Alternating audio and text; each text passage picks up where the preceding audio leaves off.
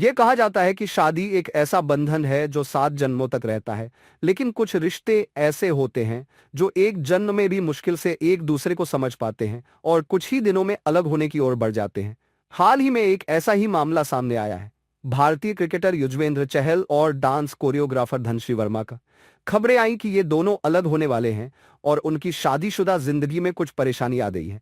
कुछ समय पहले तक ये दोनों सोशल मीडिया पर अपनी खुशियों का इजहार करते हुए साथ दिख रहे थे, लेकिन अब दोनों ने एक दूसरे को सोशल मीडिया पर अनफॉलो कर दिया है और एक दूसरे के साथ की सभी तस्वीरें हटा दी हैं।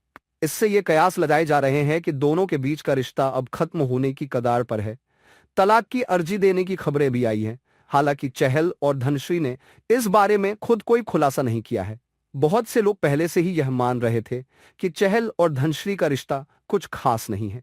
कुछ लोगों का कहना था कि चहल के खराब व्यवहार के कारण यह रिश्ते में दिक्कतें आए, तो वहीं कुछ लोग धनश्री पर आरोप लगा रहे थे कि उसने चहल से अपना नाम कमाया। अब जो खबरें सामने आ रही हैं, वे ये कह रही हैं कि दोनों की लाइफस्टाइल और सोच में बहुत फर्क था और शायद यही वजह है कि अब दोनों अलग हो गए हैं। 2020 में शादी करने के बाद 4 साल तक एक साथ रहने के बाद ये दोनों अब अलग होने का फैसला ले रहे हैं। ये भी कहा जा रहा है कि दोनों के बीच कोई बच्चा नहीं है और न ही कोई ऐसा संबंध है जो उन्हें एक दूसरे के करीब रखे। सोशल मीडिया पर उनकी शादी की तस्वीरों को हटाने से लेकर अनफॉलो करने तक सब कुछ यह दिखाता है कि दोनों का रिश्ता अब समाप्त हो चुका है।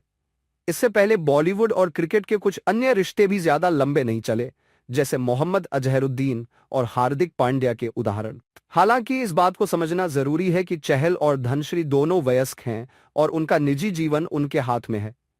यदि उनके बीच कोई दिक्कत है तो यह उनका व्यक्तिगत निर्णय है।